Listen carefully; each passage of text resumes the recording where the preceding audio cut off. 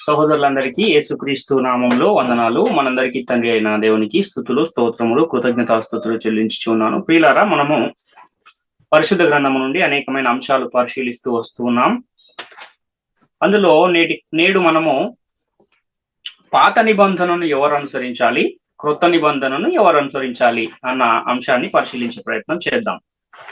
అయితే ధర్మశాస్త్రము అనే ఈ శీర్షికలో మనము గత 4-5 వారాలుగా కొన్ని పాఠాలు పరిశీలిస్తున్నాము. అందులో ఈరోజు ఈ అంశాన్ని ఆ శీర్షికలో పరిశీలించే ప్రయత్నం చేద్దాం. అయితే ఈ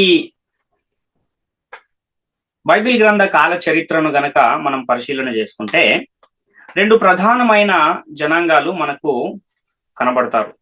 ఒకరేమో ఇశ్రాయేలీయులు, ఇంకొక జనాంగమేమో క్రైస్తవులు అని పిలువబడే 2 సముదాయాలు మనకు కనబడతాయి.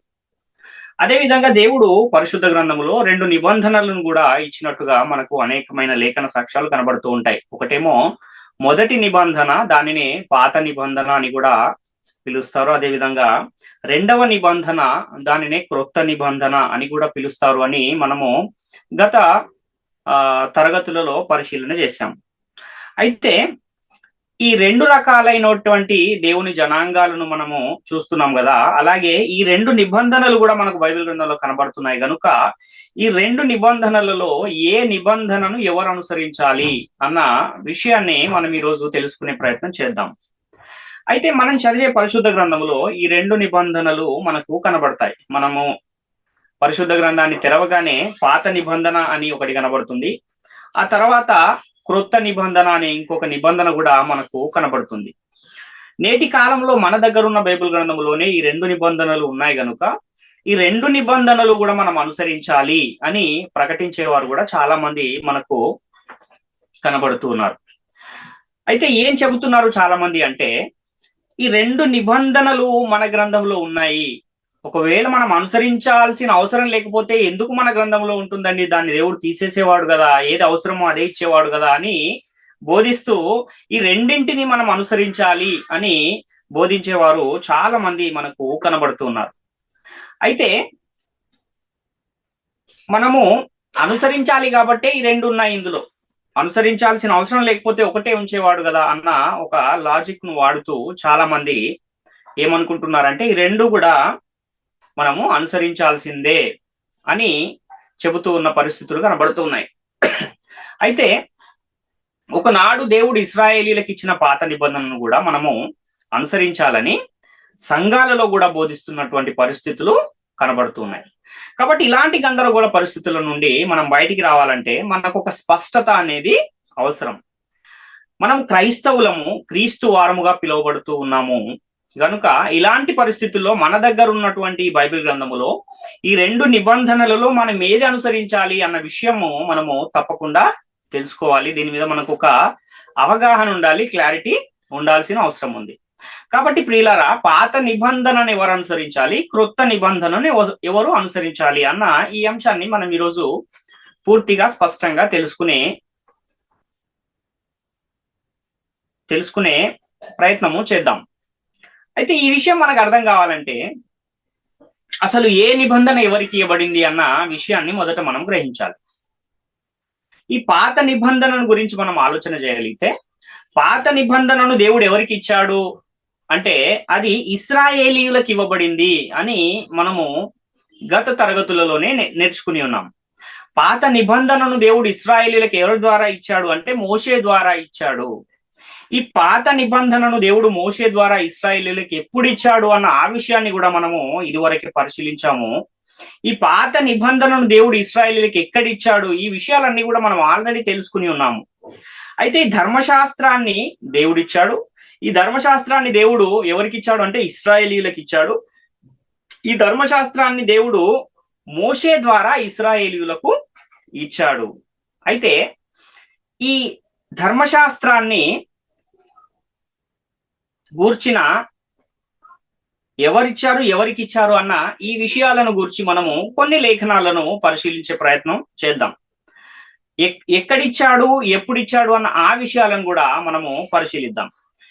నిర్గమకాండము 24వ అధ్యాయము 12వ వచనాన్ని మనం చూస్తే, నిర్గమకాండము 24వ అధ్యాయము 12వ వచనంలో, అప్పుడు యెహోవా మోషేతో ఇట్లా, నేను నీవు కొండ ఎక్కి నా యొద్దకు వచ్చి అచ్చట నుండుము, నీవు వారికి బోధించినట్లు నేను రాసిన ఆజ్ఞలను ధర్మశాస్త్రమును రాతి పలకలను నీకిచ్చదనగా అని ఇక్కడ ఒక మాట మనకు కనబడుతుంది. అంటే దేవుడు మోషేని పిలిచి ఏం చెబుతున్నాడు అంటే, నేను నీకు ధర్మశాస్త్రాన్ని ఇస్తాను అని చెబుతున్నాడు. నేను రాసిన రాతి పలకలను ధర్మశాస్త్రమును నీకు ఇస్తాను అని చెబుతున్న మాట మనకి ఇక్కడ కనబడుతుంది. ద్వితీయోపదేశ కాండంలో కూడా 9వ అధ్యాయంలో 9-10 వచనాలు మనం చూస్తే, ఆ రాతి పలకలు అనగా యెహోవా మీతో చేసిన నిబంధన సంబంధమైన పలకలను తీసుకొనుటకు నేను కొండ ఎక్కినప్పుడు అన్నపానములు మాని ఆ కొండ మీద 40 పగళ్ళు 40 రాత్రులు ఉంటిని. అప్పుడు దేవుని వ్రేలుతో వ్రాయబడిన 2 రాతి పలకలను యెహోవా నాకు అప్పగించెను. మీరు కూడి వచ్చిన దినమున ఆ కొండ మీద అగ్ని మధ్య నుండి యెహోవా మీతో పలికిన వాక్యములన్నీ వాటి మీద ఉండెను అని ఇక్కడ మోషే చెబుతున్నమాట మనకు కనబడుతుంది. అంటే దేవుని వ్రేలుతో వ్రాయబడిన 2 రాతి పలకలను దేవుడు ఎవరికి ఇచ్చాడు? మోషే చెబుతున్నాడు నాకు ఇచ్చాడు అని చెబుతూ ఉన్నాడు. ఎందుకు మోషేకు ఆ నిబంధన వాక్యాలు రాసి దేవుడు ఇస్తున్నాడు అంటే, ఇశ్రాయేలీయులకి వాక్యాలన్నీ చెప్పి వాటిని అనుసరించి జీవించాలని మోషే ద్వారా దేవుడు ఇశ్రాయేలీయులకు వ్రాసి ఇచ్చిన రాతి పలకలు అని మనం ఇక్కడ గ్రహించాల్సిన అవసరం ఉంది. కాబట్టి ధర్మశాస్త్రాన్ని దేవుడు మోషే ద్వారా ఇశ్రాయేలీయులకు ఇచ్చాడు అన్న విషయము మనకి ఇక్కడ అర్థమవుతూ ఉంది.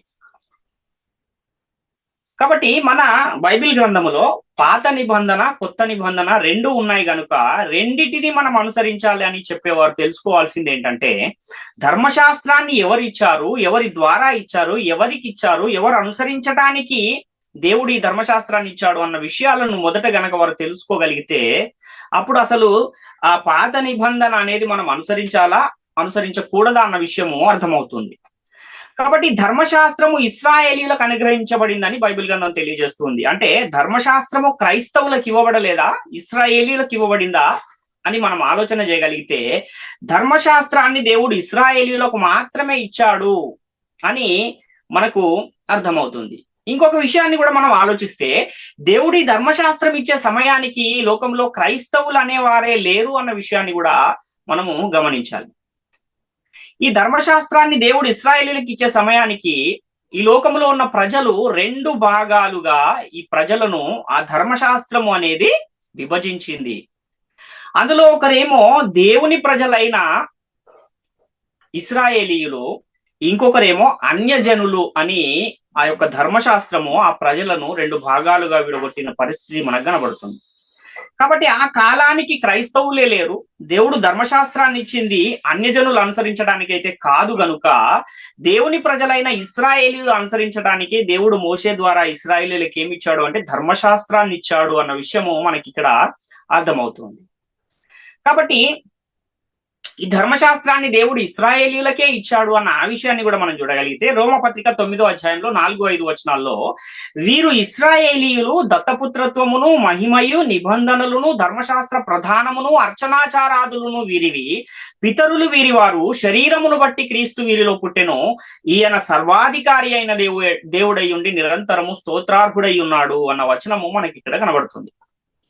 వీరెవరంట? ఇశ్రాయేలీయులు అని చెబుతున్నాడు. వీళ్ళకి ఏమేమి ఉన్నాయి, వీళ్ళ ప్రత్యేకత ఏంటి అని మనం చూస్తే, దత్తపుత్రత్వం వీళ్ళకుందంట, మహిమ వీళ్ళకుందంట, నిబంధనలు ఉన్నాయి, ధర్మశాస్త్ర ప్రధానం ఉంది, అర్చనాచారాదులు ఉన్నాయి, అదేవిధంగా వాగ్దానములు కూడా వీరికి ఇవ్వబడ్డాయి అని ఇక్కడ చాలా స్పష్టంగా తెలియజేస్తున్నాడు. అంటే ఈ ధర్మశాస్త్రం అనేది ఎవరికి ఇచ్చాడు దేవుడు అంటే ఇశ్రాయేలీయులకు అన్న విషయం ఇక్కడ మనకు చాలా స్పష్టంగా అర్థమవుతుంది. అదేవిధంగా రోమపత్రిక 3వ అధ్యాయం 2వ వచనాన్ని కూడా మనం చూస్తే, ప్రతి విషయమందును అధికమే మొదటిది దేవోక్తులు యూదుల పరము చేయబడెను అంటున్నాడు. అంటే మొట్టమొదట దేవుడు తన ఆజ్ఞలు, విధులు, కట్టడలను ఎవరికి ఇచ్చాడు, వాగ్దానాలను ఎవరికి ఇచ్చాడు, దేవోక్తులను ఎవరికి ఇచ్చాడు అంటే యూదుల పరము చేయబడ్డాయి అని మనకి ఇక్కడ చాలా స్పష్టంగా అర్థమవుతుంది.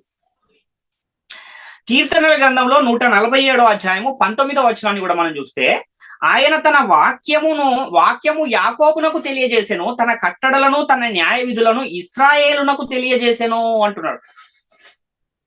ఒకవేళ ఈ ధర్మశాస్త్రాన్ని గనక క్రైస్తవులు కూడా అనుసరించే పనే అయితే, ఒక్క చోటనైనా క్రైస్తవులు కూడా దీనిని అనుసరించాలి అన్న మాట ఎక్కడైనా ఉండేది కదా? ఎక్కడా కూడా మనకు ఒక్క లేఖనం కూడా కనబడట్లేదు. వీటన్నిటిని మనం చూస్తుంటే మనకు ఏమర్థం అవుతుంది అనంటే, ధర్మశాస్త్రం అనేది ఇశ్రాయేలీయులకు మోషే ద్వారా దేవుడిచ్చిన చట్టము అన్న విషయము మనకు అర్థమవుతుంది. కాబట్టి ఈ ధర్మశాస్త్రాన్ని దేవుడు ఇశ్రాయేలీయులకు మాత్రమే ఇచ్చాడు, అది కూడా మోషే ద్వారా ఇచ్చాడు అన్న ఆ విషయాన్ని కూడా మనం చూస్తే యోహాను సువార్తలో 1వ అధ్యాయంలో 17వ వచనాన్ని మనము గమనించగలిగితే, యోహాను సువార్త 1వ అధ్యాయం 17వ వచనంలో, ధర్మశాస్త్రము మోషే ద్వారా అనుగ్రహింపబడెను, కృపయు సత్యమును యేసుక్రీస్తు ద్వారా కలిగెను అంటున్నాడు. కాబట్టి మోషే ద్వారా ఈ ధర్మశాస్త్రం అనేది అనుగ్రహింపబడింది.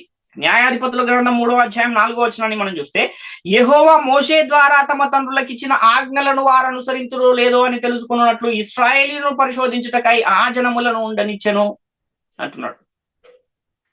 మొదటి రాజుల గ్రంథము 58వ అధ్యాయం 53వ వచనాన్ని కూడా మనం చూడగలిగితే, మొదటి రాజుల గ్రంథము 8వ అధ్యాయం 53వ వచనంలో, ప్రభువా యెహోవా, నీవు మా పితరులను ఐగుప్తులో నుండి రప్పించినప్పుడు నీవు నీ దాసుడైన మోషే ద్వారా ప్రమాణం ఇచ్చినట్లు నీ స్వాస్థ్యమగునట్లు లోకమందున జనులందరిలో నుండి వారిని ప్రత్యేకించితివి కదా అంటున్నాడు. అంటే ఎవరి ద్వారా ఇవ్వబడింది ఈ ధర్మశాస్త్రము అంటే మోషే ద్వారా ఇవ్వబడింది అన్న విషయము మనకి ఇక్కడ చాలా స్పష్టంగా అర్థమవుతూ ఉంది. 2వ దినవృత్తాంతాల గ్రంథము 14వ అధ్యాయము 4వ వచనాన్ని కూడా మనం చూస్తే, వారి పితరుల దేవుడైన యెహోవాను ఆశ్రయించుటకును ధర్మశాస్త్రమును బట్టి విధిని బట్టి క్రియలు జరిగించుటకును యూదా వారికి ఆజ్ఞాపించెను అని ఇక్కడ మనం చూస్తూ ఉన్నాం. అంటే ఈ ధర్మశాస్త్రము గాని ఈ విధులు గాని దేవుడు ఎవరు జరిగించడానికి ఇచ్చాడంటే ఇశ్రాయేలీయులు అన్న విషయము మనకు అర్థమవుతుంది. కాబట్టి దేవుడు ఇశ్రాయేలీయులకు ఇచ్చిన ధర్మశాస్త్రాన్ని ఎవరి ద్వారా ఇచ్చాడు అంటే మోషే ద్వారా ఇచ్చాడు అని మనకు చాలా స్పష్టంగా కనబడుతూ ఉంది. ఇంకొక విషయాన్ని కూడా మనం ఆలోచించగలిగితే, మోషే ద్వారా దేవుడు ఇశ్రాయేలీయులకు ఇచ్చిన ఈ ధర్మశాస్త్రాన్ని ఎప్పుడు ఇచ్చాడు అన్న ఆ విషయాన్ని కూడా మనము పరిశీలన చేస్తే, హెబ్రీ పత్రిక 8వ అధ్యాయంలో 8 నుంచి 10 వచనాల్లో పౌలు గారు చెబుతున్న ఈ మాటలను మనం ఒకసారి ఆలోచిస్తే, హెబ్రీ పత్రిక 8వ అధ్యాయము 8 నుంచి 10 వచనాలు. అయితే ఆయన ఆక్షేపించి వారితో ఇలాగు చెప్పుచున్నాడు, ప్రభు ఇట్లా నేను ఇదిగో ఒక కాలము వచ్చుచున్నది, అప్పటిలో ఇశ్రాయేలు ఇంటి వారితోనూ యూదా ఇంటి వారితోనూ నేను క్రొత్త నిబంధన చేయుదును. అది నేను ఐగుప్తు దేశములో నుండి వీరి పితరులను వెలుపలికి రప్పించుటకై వారిని చెయ్యి పట్టుకొనిన దినమున వారితో నేను చేసిన నిబంధన వంటిది కాదు. ఏమనగా వారు నా నిబంధనలో నిలువలేదు గనుక నేను వారిని అలక్ష్యము చేసి తిని అని ప్రభువు చెప్పుచున్నాడు. ఆ దినములైన తర్వాత ఇశ్రాయేలు ఇంటి వారితో నేను చేయబోవు నిబంధన ఏదనగా, వారి మనస్సులో నా ధర్మ విధులను ఉంచదను, వారి హృదయముల మీద వాటిని వ్రాయుదును, నేను వారికి దేవుడనయ్యుందును, వారు నాకు ప్రజలయ్యుందురు అని ఇక్కడ పాత నిబంధనలో చేయబడిన ఒక వాగ్దానాన్ని పౌలు గారు ఇక్కడ జ్ఞాపకం చేస్తూ హెబ్రీలకు పత్రిక రాస్తూ చెబుతున్న సందర్భం మనకు కనబడుతుంది.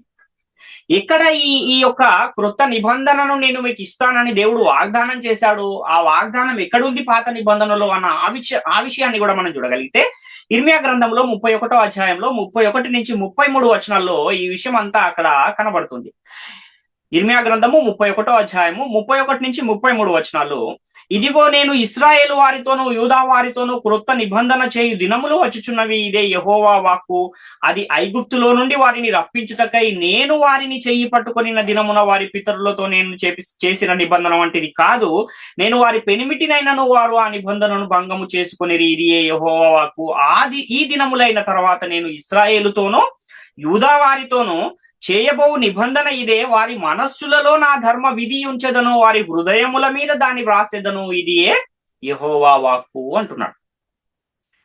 అంటే మొదటి నిబంధనను ఎప్పుడు చేశాడు మోషే ద్వారా ఇశ్రాయేలీయులకు ఇచ్చిన ఆ నిబంధన ఎప్పుడు చేశానని ఇక్కడ దేవుడు చెబుతూ ఉన్నాడంటే, ఐగుప్తులో నుండి వారిని బయటికి రప్పించిన ఆ దినములలో ఈ మొదటి నిబంధన అనేది నేను వారితో చేశాను అన్న విషయము ఇక్కడ చెబుతూ ఉన్న పరిస్థితి మనకు కనబడుతుంది.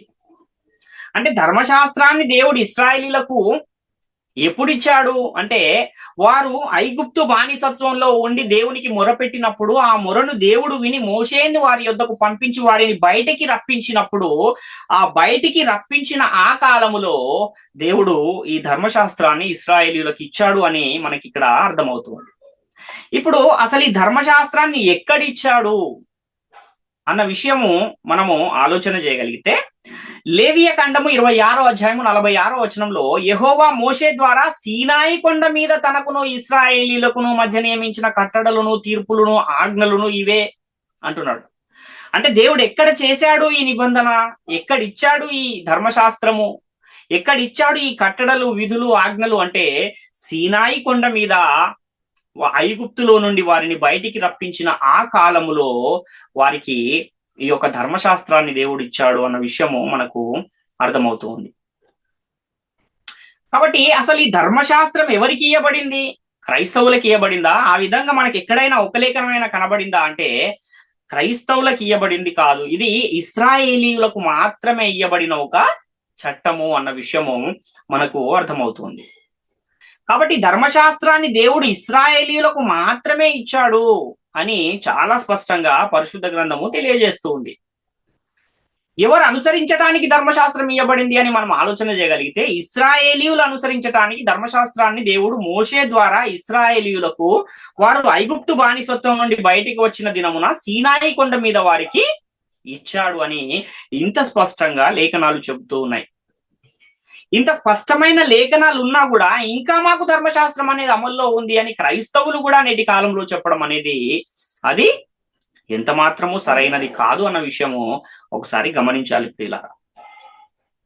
అపవాది కూడా ఏం చేస్తున్నాడంటే వాక్యాన్ని కలిపి చెరిపి తన పరిచారకులకు, నీతి పరిచారకుల వేషము ధరింపజేసి ఆ కలిపి చెరపబడిన వాక్యాన్ని ప్రకటింపజేస్తూ అనేకులను ఏం చేస్తున్నాడంటే నీతి మార్గం నుంచి తప్పించే ప్రయత్నం చేస్తూ ఉన్న పరిస్థితులు కనబడుతూ ఉన్నాయి.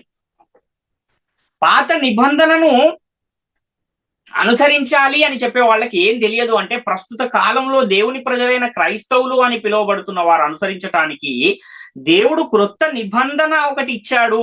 క్రొత్త నిబంధన అనేది ఒకటి ఉంది. ఆ నిబంధనలో ఉన్న ఆజ్ఞలను మనం అనుసరించాలి అని వీళ్ళకి అర్థం కాలేదు. ఈ విషయం తెలియకపోవటం వలన ఇశ్రాయేలీలకు దేవుడు ఇచ్చిన పాత నిబంధన కూడా మన బైబిల్ గ్రంథంలోనే ఉంది కనుక దాన్ని కూడా మనం అనుసరించాలి, అది కూడా మనకు చట్టమే అని బోధిస్తూ ఉన్న అనేకులు మనకు నేటి కాలంలో కనబడుతూ ఉన్నారు. కాబట్టి ఈ ధర్మశాస్త్రాన్ని దేవుడు ఎవరు అనుసరించడానికి ఇచ్చాడు, ఎవరి ద్వారా ఇచ్చాడు అంటే మోషే ద్వారా ఇచ్చాడు, ఇశ్రాయేలీయులు అనుసరించడానికి ఇచ్చాడు అని మనకు చాలా స్పష్టంగా కనబడుతూ ఉంది. నేను ఇచ్చిన ధర్మశాస్త్రాన్ని మీరు అనుసరించటం వలన మిమ్మును ఏం చేస్తాను నేను, మీరు ఏమవుతారు నాకు అంటే, నాకు స్వకీయ సంపాద్యముగా నేను మిమ్మును ఏర్పరచుకుంటాను. ఎప్పుడు అంటే మీరు నేను ఇచ్చిన ఈ ఆజ్ఞలను అనుసరించినప్పుడు అని దేవుడు చెబుతున్నాడు. ద్వితీయోపదేశ కాండం 30వ అధ్యాయము 15-16 వచనాలు మనం చూస్తే, ద్వితీయోపదేశ కాండం 30వ అధ్యాయం 15-16 వచనాల్లో, చూడుము నేడు నేను జీవమును, మేలును, మరణమును, కీడును నీ ఎదుట ఉంచి ఉన్నాను. నీవు బ్రతికి విస్తరించినట్లుగా నీ దేవుడైన యెహోవాను ప్రేమించి ఆయన మార్గములందు నడుచుకొని ఆయన ఆజ్ఞలను, కట్టడలను, విధులను ఆచరించమని నేడు నేను నీకు ఆజ్ఞాపించుచున్నాను. అట్లు చేసిన ఎడల నీవు స్వాధీనపరుచుకొనుటకు ప్రవేశించు దేశములో నీ దేవుడైన యెహోవా నిన్ను ఆశీర్వదించును అంటున్నాడు. అంటే నీవు ఆశీర్వదింపబడాలి అంటే ఏం చేయాలి? నేను నీకు ఇచ్చిన ఆజ్ఞలను, కట్టడలను, విధులను గైకొని నీవు జీవించాలి, అనుసరించి నీవు జీవించాలి అని చెబుతున్నాడు. ద్వితీయోపదేశ కాండము 6వ అధ్యాయము 2వ వచనాన్ని కూడా మనం చూస్తే, నీ దేవుడైన యెహోవాకు భయపడి నేను నీకు ఆజ్ఞాపించు ఆయన కట్టడలన్నయో, ఆజ్ఞలన్నయో నీ జీవిత దినములన్నిటిను గైకొనుచు నీవు దీర్ఘాయుష్మంతుడు అవునట్లు నీవు స్వాధీనపరుచుకొనుటకు ఏరు దాటి వెళ్ళుచున్న దేశమందు మీరు జరుపుకొనుటకు మీకు బోధింపవలెనని మీ దేవుడైన యెహోవా ఆజ్ఞాపించిన ధర్మమంతయు అనగా కట్టడులు, విధులు ఇవే అంటున్నాడు. మీరు ఎక్కడ వీటిని అనుసరించడానికి నేను ఇవి ఇస్తున్నానంటే, మీరు ఏదైతే ఆ పాలు తేనెలు ప్రవహించే కనాను దేశంలోకి వెళుతున్నారో ఆ దేశంలో మీరు అనుసరించవలసిన చట్టం ఏది అనంటే, మోషే ద్వారా సీనాయి కొండ మీద నేను మీకు ఇచ్చిన ఈ ధర్మశాస్త్రము అని దేవుడు చెబుతున్న పరిస్థితులు మనము చూస్తున్నాం. అంటే మీరు స్వాధీనపరుచుకున్న దేశంలో మీరు అనుసరించవలసిన కట్టడలు, విధులు, ఆజ్ఞలు ఎందుకు మీరు అనుసరించాలి వాటిని అని అంటే, మీరు ఆశీర్వదింపబడాలంటే మీరు వాటిని అనుసరించాలి. మీరు దీర్ఘాయుష్మంతులు అవ్వాలి అని అంటే వాటిని మీరు అనుసరించాలి అని ఇక్కడ దేవుడు చెబుతూ ఉన్న ఒక పరిస్థితి మనకు కనబడుతూ ఉంది. కాబట్టి ఈ 2 నిబంధనలు ఉన్నాయని మన చేతిలో ఉన్న బైబిల్ గ్రంథంలో 2 నిబంధనలు ఉన్నాయి గనుక ఆ రెండిటిలో పాత నిబంధన మరియు కొత్త నిబంధన అని ఉంది గనుక ఈ బైబిల్ గ్రంథ చరిత్రలో 2 జనాంగాలు కూడా ఉన్నారని, ఒకరేమో ఇశ్రాయేలీయులు, మరొక జనాంగమేమో క్రైస్తవులు అని మనకు అర్థమవుతుంది. కాబట్టి ఈ 2 నిబంధనలలో మొదటి నిబంధనను దేవుడు మోషే ద్వారా ఇశ్రాయేలీయులు అనుసరించడానికి ఇచ్చాడు. అదేవిధంగా ఇశ్రాయేలీయులకు ఇచ్చిన ఈ ధర్మశాస్త్రాన్ని లేక పాత నిబంధనను నేడున్న క్రైస్తవులమైన మేము కూడా అనుసరిస్తాము అంటే అది కుదురుతుందా అని అంటే అది ఎంత మాత్రము కుదరదు. ఎందుకంటే క్రైస్తవులమైన మనకు దేవుడిచ్చిన నిబంధన వేరే ఉంది. అది 2వ నిబంధన, అదే క్రొత్త నిబంధన. క్రొత్త నిబంధనను నేడు క్రైస్తవులని పిలువబడుతున్న వారు అనుసరించవలసిన అవసరం ఉంది. అంటే ఇంకొకరికి ఇచ్చిన నిబంధన, వేరే వాళ్ళకి ఇచ్చిన నిబంధన నేను అనుసరిస్తాను అనడము అది సరైనది కాదు. దేవుడు క్రైస్తవులైన వారికి ఇచ్చిన నిబంధన పరిశుద్ధ గ్రంథంలో ఎక్కడుంది అన్న విషయాన్ని కూడా తెలియని వారు చాలా మంది నేటి కాలంలో ఉన్నారు. అంటే పాత నిబంధనను దేవుడు మోషే ద్వారా ఇశ్రాయేలీయులకు ఇచ్చాడు. అదేవిధంగా క్రొత్త నిబంధనను దేవుడు ఇశ్రాయేలీయులు కాకుండా ఎవరైతే క్రీస్తును ప్రభువుగా విశ్వసించి క్రీస్తు నామమందు బాప్తిస్మం పొంది సంఘములో చేర్చబడుతూ ఉన్నారో, ఆ సంఘములో చేర్చబడుతున్న వారు ఎవరైనా సరే, వాళ్ళు క్రైస్తవులైనా, ఇశ్రాయేలీయులైనా, యూదులైనా, అన్యజనులైనా ఎవరైనా సరే వారందరూ కూడా అనుసరించడానికి దేవుడు ఈ నూతన నిబంధనను, క్రొత్త నిబంధనను యేసుక్రీస్తు ద్వారా అనుగ్రహించాడు అన్న విషయాన్ని మనం గ్రహించాలి. యోహాను సువార్త 1:17 వచనాన్ని మనం చూస్తే, ధర్మశాస్త్రము మోషే ద్వారా అనుగ్రహింపబడిను, కృపయు సత్యమును యేసుక్రీస్తు ద్వారా కలిగెను అంటున్నాడు. కృపయు సత్యము అన్న ఈ నూతన నిబంధన లేదా క్రొత్త నిబంధన అనే ఈ చట్టము ఎవరి ద్వారా కలిగిందంటే యేసుక్రీస్తు ద్వారా కలిగింది.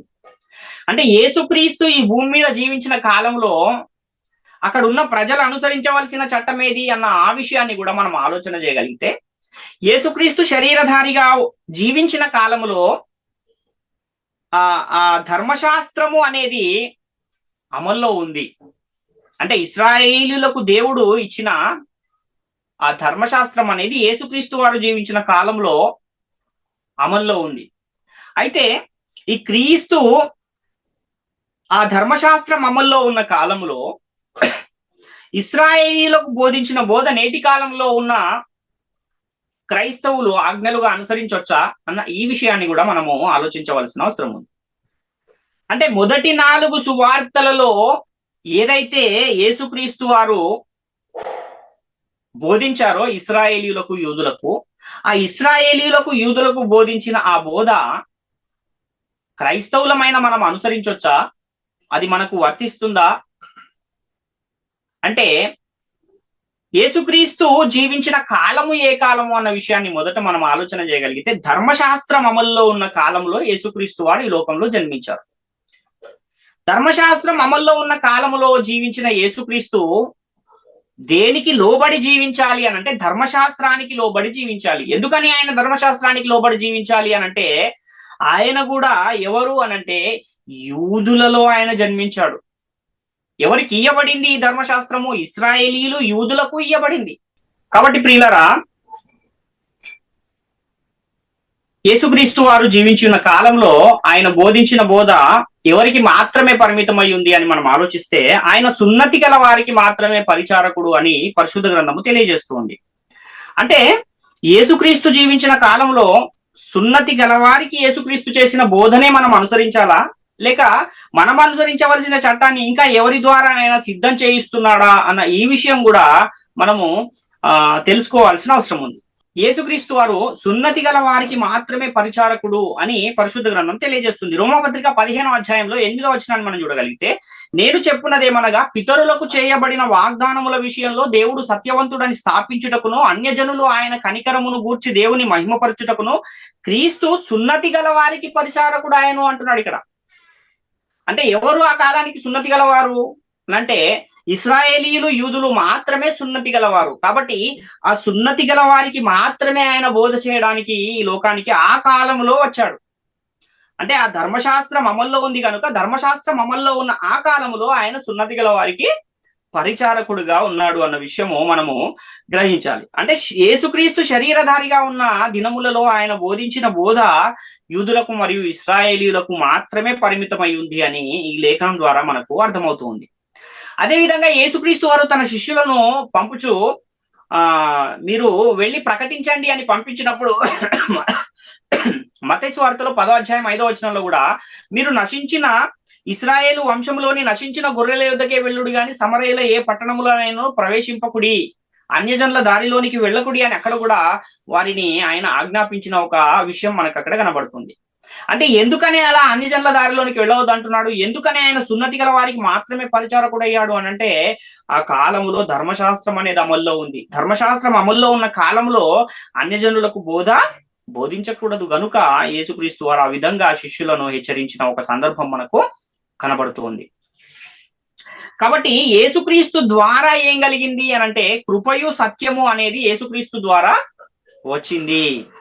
ఈ క్రొత్త నిబంధన అనేది యేసుక్రీస్తు ద్వారా కలిగింది అన్న విషయాన్ని మనము గమనించాలి. అంటే యేసుక్రీస్తు ద్వారా పరలోకము నుండి పంపబడిన పరిశుద్ధాత్ముని వలన అపోస్తలుల చేత ఈ క్రొత్త నిబంధన అనేది ఈ లోకంలో ఉన్న ప్రజలకు అనుగ్రహించబడింది అన్న విషయాన్ని మనం గమనించాలి. అందుకే యేసుక్రీస్తు వారు ఏం చెబుతున్నారంటే, నేను మీకు చెప్పవలసిన సంగతులు ఇంకా చాలా ఉన్నాయి, కానీ ఇప్పుడు మీరు వాటిని ఏం చేయలేరు, సహించలేరు కనుక నేను పరలోకానికి వెళ్ళి తండ్రి యొద్ద నుండి ఆదరణకర్తను మీ యొద్దకు పంపుతాను, ఆయన వచ్చి మిమ్మును సర్వసత్యంలోనికి నడిపిస్తాడు అని యోహాను సువార్తలో 16వ అధ్యాయంలో 12 నుంచి మనం చూడగలిగితే, నేను మీతో చెప్పవలసినవి ఇంకను అనేక సంగతులు కలవు కానీ ఇప్పుడు మీరు వాటిని సహింపలేరు. అయితే ఆయన అనగా సత్యస్వరూపి అయిన ఆత్మ వచ్చినప్పుడు మిమ్మల్ని సర్వసత్యములోనికి నడిపించును. ఆయన తనంతట తానే ఏమి బోధింపక వేటిని వినునో వాటిని బోధించి సంభవింపబో సంగతులను మీకు తెలియజేయును. ఆయన నా వాటిలోనివి తీసుకుని మీకు తెలియజేయను కనుక నన్ను మహిమపరచును. తండ్రికి కలిగినవన్నీ నావి, అందుచేత ఆయన నా వాటిలోనివి తీసుకుని మీకు తెలియజేయనని నేను చెప్పి తిని అంటున్నాడు. అంటే ఇప్పుడు చెప్పడానికి అవకాశం లేదు, ఎందుకంటే ఇప్పుడు మీరు వాటిని సహించే పరిస్థితుల్లో లేరు.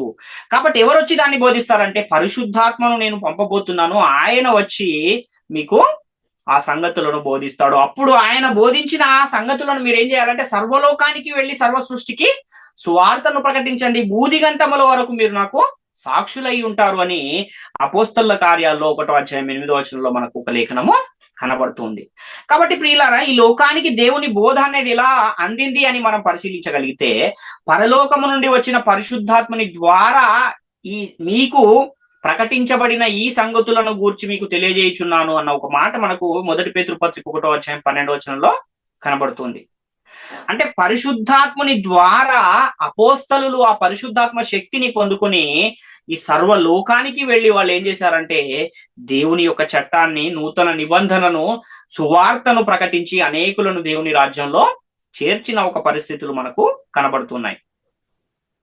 కాబట్టి క్రొత్త నిబంధనను ఎవరు అనుసరించాలి అనే ఈ ప్రశ్న కూడా మనం వేసుకుని దాన్ని పరిశీలించగలిగితే, ఈ క్రొత్త నిబంధనను ఎవరు అనుసరించాలి? ఇశ్రాయేలీయులు అనుసరించాలా?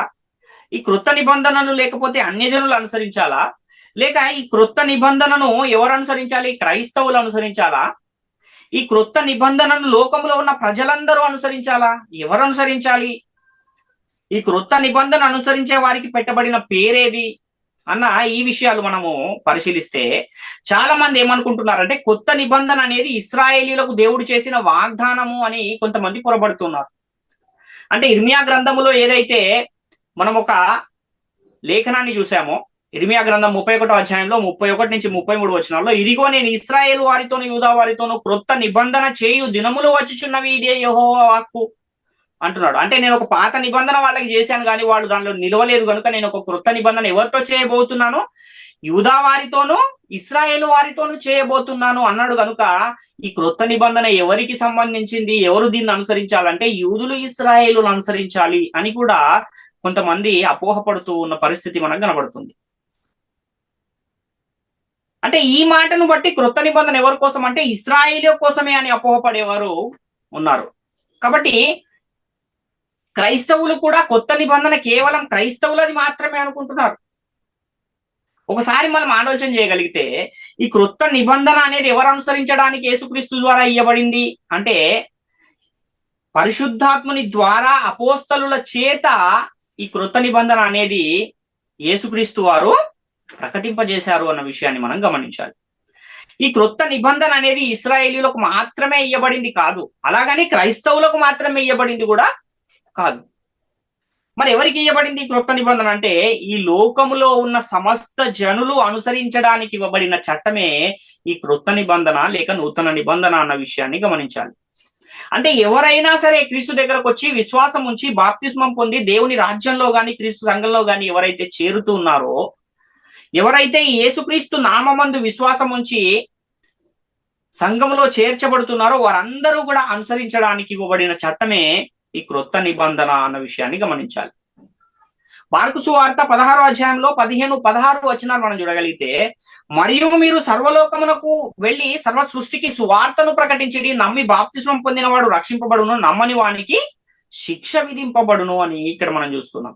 ఒకవేళ ఈ క్రొత్త నిబంధన అనేది ఇశ్రాయేలీయులకు మాత్రమే ఇవ్వబడితే ఇక్కడ యేసుక్రీస్తు వారు సర్వలోకానికి వెళ్ళి సర్వ సృష్టికి సువార్తను ప్రకటించుడి అని ఎందుకు చెప్తాడు?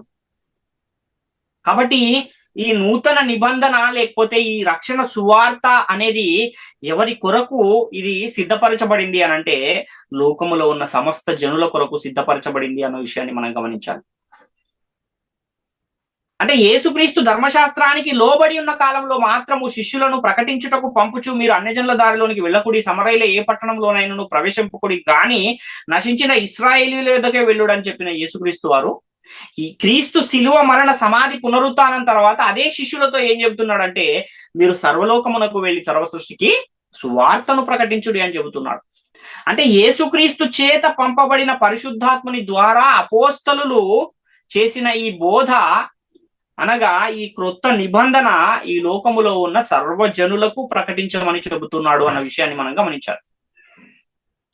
అంటే ఈ క్రొత్త నిబంధనను ఇశ్రాయేలీలతో చేస్తానని చెప్పాడు కాబట్టి ఇది కేవలం ఇశ్రాయేలీలకు మాత్రమే ఇవ్వబడింది అనడం కరెక్ట్ కాదు. అలాగే క్రైస్తవులు కూడా కొత్త నిబంధన మాకు మాత్రమే ఇవ్వబడింది అనడం కూడా అది కరెక్ట్ కాదు. కాబట్టి నేటి కాలంలో బైబిల్ గ్రంథములో ఉన్న ఈ నూతన నిబంధన అనేది ఈ లోకములో ఉన్న సమస్త జనుల నిమిత్తము చేయబడిన నిబంధన అన్న విషయాన్ని మనము గమనించాల్సిన అవసరం ఉంది ప్రియులారా. అంటే ఇశ్రాయేలీయులతో నేను మీతో కొత్త నిబంధన చేయబోతున్నానని చెప్పాడు కనుక ఇది కేవలం ఇశ్రాయేలీయులకు మాత్రమే అనుసరించాలి అంటే అది సరైనది కాదు కదా. ఈ లోకంలో ఉన్న జనులు ఎవరైనా సరే క్రీస్తు నామమందు విశ్వాసం ఉంచి క్రీస్తు నామములో బాప్తిస్మం పొంది సంఘములో చేర్చబడిన వారందరూ కూడా అనుసరించడానికి ఈ నూతన నిబంధన అనేది ఇవ్వబడింది అన్న విషయాన్ని మనము గమనించాలి. ఇంతవరకు మనం పరిశీలించిన ఈ లేఖనాలన్నీ ఏం చెబుతున్నాయి అనంటే ఈ క్రొత్త నిబంధన అనేది సమస్త జనులకు సర్వలోకములో ఉన్న సమస్త జనులకు కూడా ఇవ్వబడిన ఒక చట్టము అన్న విషయం మనకు తెలియజేస్తూ ఉంది. కనుక యేసుక్రీస్తు వారు కూడా చనిపోయి సమాధి చేయబడి తిరిగి లేపబడిన తర్వాత శిష్యులకు ఇచ్చిన ఆజ్ఞను మనం పరిశీలిస్తే మీరు సర్వలోకానికి వెళ్ళి సర్వ సృష్టికి సువార్తను ప్రకటించుడి అన్నాడు. మీరు భూ దిగంతముల వరకు నాకు సాక్షులై ఉంటారు అన్నాడు. నమ్మి బాప్తిస్మం పొందిన వాడు రక్షింపబడును, నమ్మని వానికి శిక్ష విధింపబడును అనే ఆజ్ఞ మనకు కనబడుతుంది. దీన్ని బట్టి మనకి ఏమర్థమవుతుందంటే దేవుడు పక్షపాతి కాదు కనుకనే ఈ లోకంలో ఉన్న సమస్త జనులు రక్షింపబడాలనే ఈయన సంకల్పాన్ని బట్టి నూతన నిబంధనని లోకంలో ఉన్న సర్వజనుల కొరకు చేశాడు.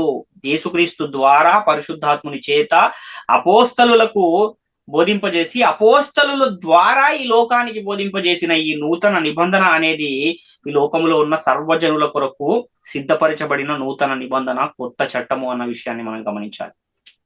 అంటే ప్రతి జనములో నుండి ఆయనకు భయపడి నీతిగా బ్రతికే వారిని రక్షించే కాలములో మనం ఉన్నాం కనుక ఈ కొత్త నిబంధనలో ఉన్న రక్షణ సువార్త నేటి కాలంలో సమస్త జనుల యొద్దకు వెడుతుంది. ఈ సువార్త ఎవరి యొద్దకైతే వెళుతుందో ఆ వెళ్ళిన వారు, దానిని విన్నవారు ఎవరైతే ఉన్నారో వాళ్ళు దానికి లోబడి, ఎప్పుడైతే ఆ సువార్తకు లోబడి వాక్యానుసారమైన జీవితాలను ఎవరైతే కలిగి ఉంటారో వారు రక్షింపబడతారు, వారు దేవుని రాజ్యంలో చేర్చబడతారు. అపోస్తల కార్యాల్లో 10వ అధ్యాయంలో 34 నుంచి 36 వచనాలు మనం చూడగలిగితే, దేవుడు పక్షపాతి కాడని నిజముగా గ్రహించి ఉన్నాను, ప్రతి జనములోనూ ఆయనకు భయపడి నీతిగా నడుచుకుని వానిని ఆయన అంగీకరించును, యేసుక్రీస్తు అందరికీ ప్రభువు, ఆయన ద్వారా దేవుడు సమాధానకరమైన సువార్తను ప్రకటించి ఇశ్రాయేలీలకు పంపిన వర్తమానమును మీరు ఎరుగుదురు అంటున్నాడు. కాబట్టి అన్యజనులకు కూడా ఈ నూతన నిబంధన అనేది చేయబడింది అని చెప్పడానికి ఇదొక ఉదాహరణగా మనము దీన్ని చూడొచ్చు. ఎందుకంటే అన్యజనుడైన కొర్నేలికి దేవుడు దూతలను పంపి, ఈ పక్క గ్రామములోనే ఒక పేతురు అనే ఒక శిష్యుడు ఉన్నాడు, నీవు వెళ్ళి ఆయనను పిలిపించుకుని రక్షణకు సంబంధించిన సువార్తను ఆయన ద్వారా చెప్పించుకుని విను అని ఆయనకు ఆజ్ఞాపించిన ఒక సందర్భము మనకు కనబడుతుంది. అంటే ఎవరైతే అన్యజనులైనా సరే నీతిగా ఎవరైతే బ్రతుకుతారో, నీతి కార్యాలను ఎవరైతే చేస్తారో వారిని ఎప్పుడు కూడా దేవుడు విడిచిపెట్టేవాడు కాదు అన్న విషయాన్ని గమనించాలి. ఇంకొక సందర్భం కూడా మనం చూస్తే, ఐథియోపియుల రాణి అయిన కందాకి క్రింద ఆర్థిక మంత్రిగా ఉన్న ఒక ఆయన నపుంసకుడు కూడా ఇక్కడి నుంచో ఆయన ఇస్రాయేలులో ఉన్న మందిరానికి దేవుణ్ణి ఆరాధించడానికి వచ్చి మరలా తిరిగి వెళుతూ ఉంటే, ఆయనను కూడా రక్షించే ఉద్దేశం కలిగిన దేవుడు ఫిలిప్పును ఆయన యుద్ధకు పంపించి ఆయనకు సువార్తను ప్రకటించి ఆయనకు బాప్తిస్మం ఇచ్చి దేవుని రాజ్యంలో క్రీస్తు సంఘంలో ఆయనను చేర్చిన ఒక సందర్భం కూడా మనకు కనబడుతుంది. ఎందుకు అనంటే ఆ ఐథియోపియుడైన ఆయన కూడా, నపుంసకుడు కూడా నీతి గలవాడు, నీతి కార్యములు గలవాడు కనుక ఆయనను కూడా దేవుడు ఏం చేశాడంటే ఆ ఫిలిప్పును పంపి ఆయనను రక్షించుకున్న పరిస్థితి మనకు కనబడుతుంది. కాబట్టి ఈ లోకంలో ఎవరైనా సరే నీతి కలిగి ఎవరైనా జీవిస్తున్నారంటే అలాంటి వారిని దేవుడు ఎప్పుడు కూడా విడిచిపెట్టడు అన్న విషయాన్ని మనం గమనించాలి. అందుకే దేవుడు అందరూ అంతటను మారు మనసు పొందాలని దీర్ఘశాంతము గలవాడై ఉన్నాడు అని కూడా పరిశుద్ధ గ్రంథము తెలియజేస్తుంది. కాబట్టి పరలోకమందున దేవుడు సమస్త జనులకు దేవుడై ఉండి తన కుమారుడైన యేసుక్రీస్తు ద్వారా సమాధానకరమైన సువార్తను ప్రకటింపజేసి ఇశ్రాయేలీలతో పాటు అన్యజనులను కూడా రక్షించడానికి ఆ సమాధానకరమైన సువార్తను ప్రకటించమని యేసు తన శిష్యులకు ఆజ్ఞాపించి అనేకులను శిష్యులుగా చేసి వారికి సువార్త పనిని అప్పగించండి అని యేసుక్రీస్తు వారు చెప్పి పరలోకానికి వెళ్ళిపోయిన సందర్భం కూడా మనకు కనబడుతుంది. అంటే యేసుక్రీస్తు శిలువలో కార్చిన రక్తం యూదులకు మాత్రమే కాదు, ఇశ్రాయేలీలకు మాత్రమే కాదు, అలాగని క్రైస్తవులకు మాత్రమే కూడా కాదు, ఈ లోకములో ఉన్న సమస్త జనుల పాప పరిహారము నిమిత్తము యేసుక్రీస్తు తన రక్తాన్ని శిలువలో కార్చాడు అన్న విషయాన్ని మనం గమనించాలి. అందుకే పరిశుద్ధాత్మ మీ మీదికి వచ్చినప్పుడు మీరు శక్తి నందుదురు కనుక భూదిగంతముల వరకు మీరు నాకు సాక్షులయ్యుందురు అని చెబుతున్నాడు అపోస్తల కార్యాలు 1వ అధ్యాయం 8వ వచనంలో. తులసి పత్రిక 1వ అధ్యాయం 5-6 వచనాలు కూడా మనం చూస్తే, మీ యొద్దకు వచ్చిన సువార్త సత్యమును గూర్చిన బోధ వలన ఆ నిరీక్షణను గూర్చి మీరు ఇంతకు ముందు వింటిరి, ఈ సువార్త సర్వలోకములో ఫలించుచు వ్యాపించుచున్నట్టు మీరు దేవుని కృపను గూర్చి విని సత్యముగా గ్రహించిన నాట నుండి మీలో సైతము ఫలించుచు వ్యాపించుచున్నది అంటున్నాడు. అంటే ఎక్కడెక్కడ ఈ సువార్త వ్యాపిస్తూ ఫలిస్తుంది అని అంటే సర్వలోకములో ఫలించుచు వ్యాపించుచున్నట్టు మనకు కనబడుతూ ఉంది. కాబట్టి సువార్త అనగా యేసుక్రీస్తు శిష్యులకు అప్పగించిన సువార్త ఎక్కడ వ్యాపించుచున్నది అంటే సర్వలోకములో వ్యాపించుచు ఫలించుచున్నది అన్న విషయం మనకు అర్థమవుతుంది. పాత నిబంధన కాలంలో ధర్మశాస్త్రం లేని ప్రజలు అన్యజనులుగా ఉండేవారు. ఒకప్పుడు ఆ అన్యజనులకు రక్షణ అనేది ఎలా ఉండేదంటే మర్మముగా ఉండేది.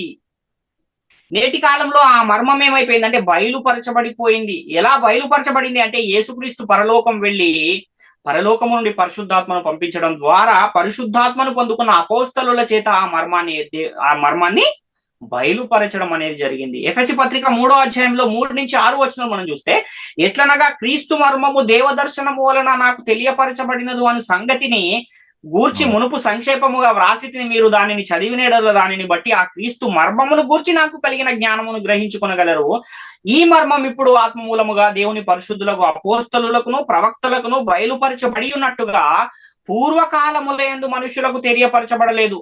ఈ మర్మం ఏదనగా, అన్యజనులు సువార్త వలన క్రీస్తు యేసునందు యూదులతో పాటు సమాన వారసులను, ఒక శరీరమందలి సాటి అవయవములను వాగ్దానములో పాలివారు అయి ఉన్నారు అనున్నది అంటున్నాడు.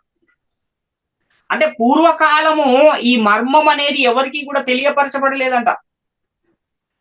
క్రీస్తు అపోస్తలులకు అది బయలుపరచబడింది. ఏంటి ఆ మర్మము అనంటే, అన్యజనులు కూడా యూదులతో పాటు సమాన వారసులు, ఒక శరీరమందలి సాటి అవయవములు, వాగ్దానములో పాలివారు అన్న ఈ విషయము మర్మముగా ఉంది పాత నిబంధన కాలము. ఎప్పుడైతే యేసుక్రీస్తు యొక్క శిష్యులు సువార్త ప్రకటనలో సర్వలోకానికి వెళ్ళి సువార్తను ప్రకటిస్తున్నారో అప్పుడు ఈ యొక్క విషయం అనేది బయలుపరచబడింది అన్న విషయము మనం ఇక్కడ గ్రహించాలి.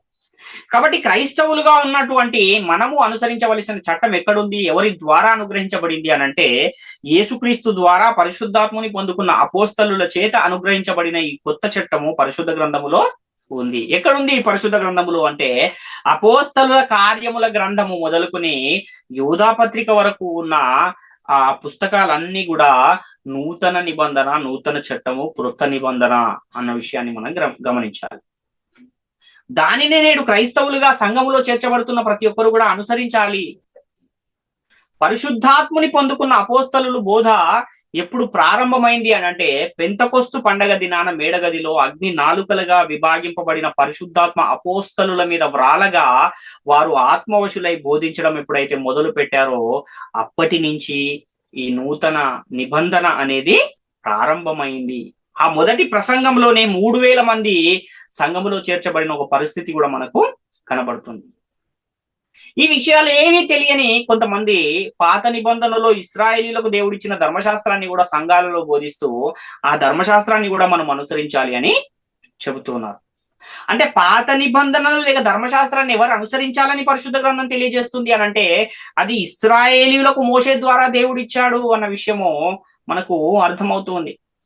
ఇశ్రాయేలీయులకు దేవుడిచ్చిన ధర్మశాస్త్రాన్ని ఆ దేవుడు వాళ్ళకి ఇచ్చే ఆ సమయానికి ఇశ్రాయేలీయులు దేవుని ప్రజలుగా ఉన్నారు. నేటి కాలంలో యేసుక్రీస్తు ద్వారా అనుగ్రహించబడిన కొత్త నిబంధనను ఎవరు అనుసరించాలి అన్న ఆ విషయాన్ని కూడా మనం ఆలోచిస్తే, ఈ లోకములో ఉన్న సమస్త జనులకు ఇయ్యబడిన చట్టమే ఈ క్రొత్త నిబంధన.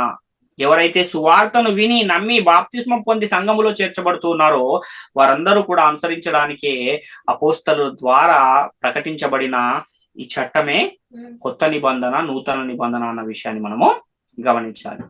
కాబట్టి క్రొత్త నిబంధనను అనుసరించు వారిని ఏమంటారు అనంటే, వారిని క్రైస్తవులు అని పిలుస్తుంది పరిశుద్ధ గ్రంథం. మొట్టమొదట అంతియొకయలో శిష్యులు క్రైస్తవులు అనబడిరి అన్న లేఖనం మనకు కనబడుతుంది అపోస్తల కార్యాల్లో.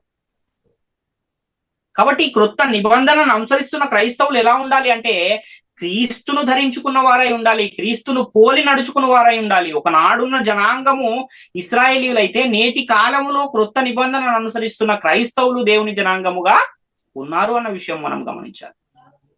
అంటే ఈ లోకములో ఉన్నటువంటి సర్వజనులకు ఇవ్వబడిన చట్టమే ఈ క్రొత్త నిబంధన, నూతన నిబంధన, కృపయు సత్యము అన్న విషయాన్ని మనము గమనించాలి. కాబట్టి పాత నిబంధన లేక ధర్మశాస్త్రము ఇశ్రాయేలీయులకు ఇవ్వబడింది కనుక దాన్ని ఇశ్రాయేలీయులు మాత్రమే అనుసరించాలి. కానీ క్రొత్త నిబంధనను దేవుడు ఈ లోకములో ఉన్న సర్వజనులకు ఇచ్చాడు కనుక ఎవరైతే యేసుక్రీస్తును తన సొంత రక్షకునిగా, ప్రభువుగా, దేవుని కుమారునిగా ఒప్పుకుని యేసుక్రీస్తు నామములో ఎవరైతే బాప్తిస్మాన్ని పొంది సంఘములో చేర్చబడుతున్నారో వారందరూ కూడా అనుసరించడానికి దేవుడిచ్చిన ఈ చట్టమే క్రొత్త నిబంధన. దానిని నేడున్న ప్రతి ఒక్కరు కూడా అనుసరించాలి అన్న విషయం మనకు చాలా స్పష్టంగా అర్థమవుతోంది. కాబట్టి ప్రియులారా, ప్రాముఖ్యమైన ఈ విషయాలన్నీ కూడా ప్రతి ఒక్కరు గమనించి గ్రహించి దేవుని కృపకు పాత్రులుగా ఉండాలని మిమ్మల్ని అందరినీ వేడుకొని నా మాటలు ముగిస్తున్నాను. అందరికీ వందనాలు.